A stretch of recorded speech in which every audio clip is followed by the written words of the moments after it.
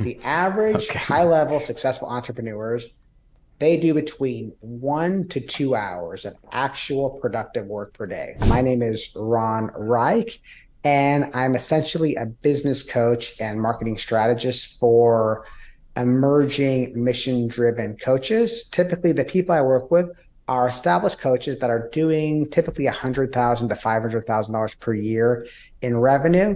And I really help them typically add anywhere from like $30,000 to $50,000 of profit to their business without any additional traffic, and help them scale to seven figures. I'm really an optimizer. That's like a thing that's been like a constant throughout my life.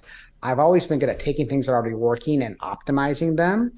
So for me, my real superpower is taking somebody who's already doing pretty well, who's already on like who already has some established assets, and really unlocking them and really unlocking their business.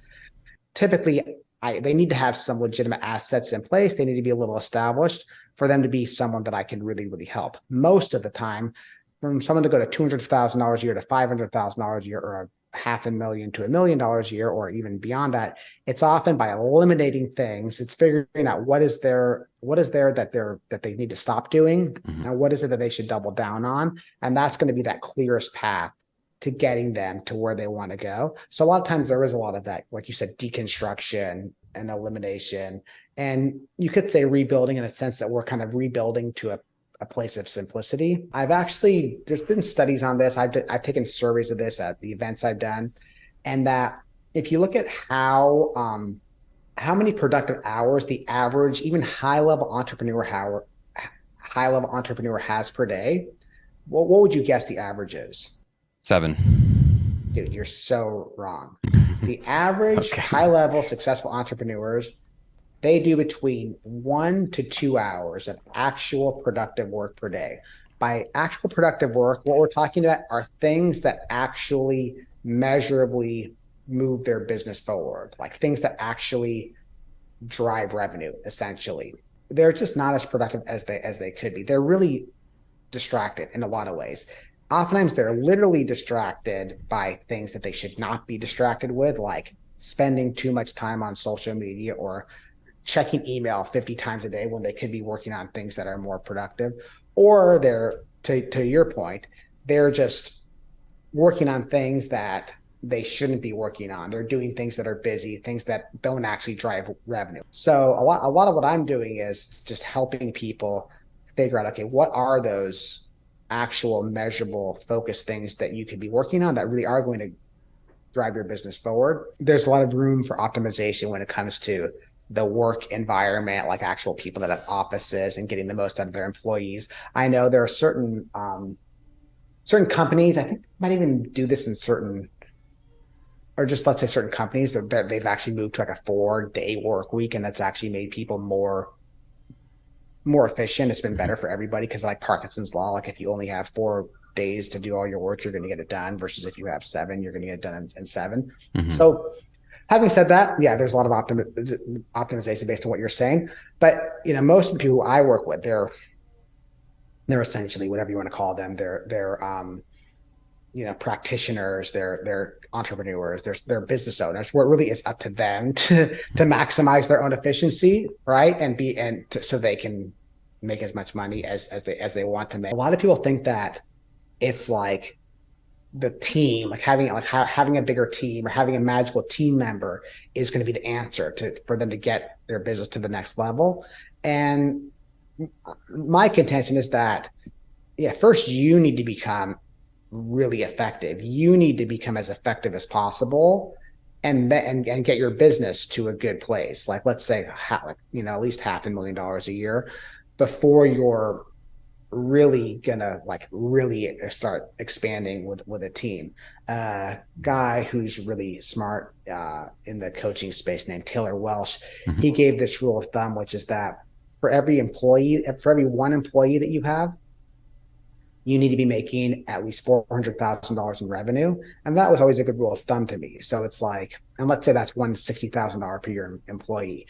So what that means is that if you're doing less than $500,000 a year, you should not be spending more than $5,000 a month on your team. Mhm. Why? Because it really is up to you to really be the person who's driving the revenue, who's making things happen. What I found just from like helping many people go from 6 to 7 figures and beyond, from building my own successful businesses, from working behind the scenes in other businesses, as well as reverse engineering a lot of the most successful coaching businesses around. I just kind of found that like the most successful businesses, they really do have these 3 things going on in their business. Launching, when I say launching, what I really mean is they're doing live promotions on a regular basis, like live campaigns, doing real-time marketing on a regular basis. That's a great way to really spike revenue as well as remain relevant. They also have evergreen marketing systems in place. That means they have ways to consistently bring in leads and customers on a regular basis. And then they also have higher ticket programs, and oftentimes like an ascension ladder to get people from like, a lower program, let's say, to a higher ticket program. It's kind of having these 3 engines work synergistically. Mm-hmm. To me, that is what a sustainable, successful coaching business looks like. Our principles are always the same. Our strategy is probably going to be pretty similar, but maybe the tactics, those can be, right? You understand like the hierarchy, right? We have principles, strategy, tactics. So when it comes to any kind of marketing project or any kind of business project, again, it's typically just the tactics that is going to change, like the actual, one thing is a general principle is you want to have at least one consistent traffic source at every time. Mm-hmm. So then then we have our strategy. Okay, our strategy is going to be, our main traffic source is going to be, there you go, SEO. SEO is going to be our one. That's going to be our one traffic source that we're going to focus on, because we decided that there's reasons why we want to do that. And then, as you know, because you're more, you're in that world a little bit, or maybe a lot, but yeah, of course, you mentioned AI. These days, SEO, the tactics of how to rank on Google, they're changing. It's changing rapidly. So that's the thing that you're going to have to keep in mind. Mm-hmm. Similar. So that's kind of one example. And let's say we're creating our evergreen engine. So 2 principles for an evergreen engine. One of them is we have to have consistent traffic source. We need to have one consistent winning offer. In real life, especially if you're talking about 20-year horizons, that offer is probably going to change. It might be generally the same offer, but there are going to be things that we're going to have to do to innovate on that offer, or we might have to iterate on the offer. So for example, the strategy might be, okay, my main offer is a $5,000, my main entry offer is going to be a $5,000 90-day coaching package. But tactically, there might be different ways we're going to sell that offer, but really it might be the messaging of that offer is going to change, because we can't be saying the same thing a year ago as we are today, or we definitely can't be saying the same thing 5 years ago as we are today when it comes to selling our 90-day $5,000 program.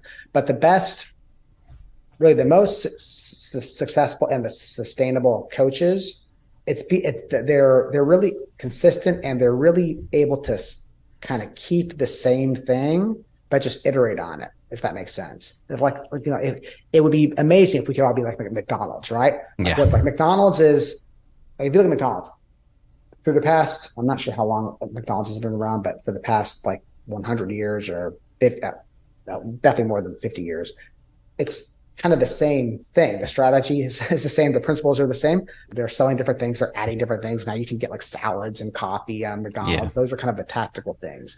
We essentially want to do the same thing with our evergreen machine. Messaging is the new targeting.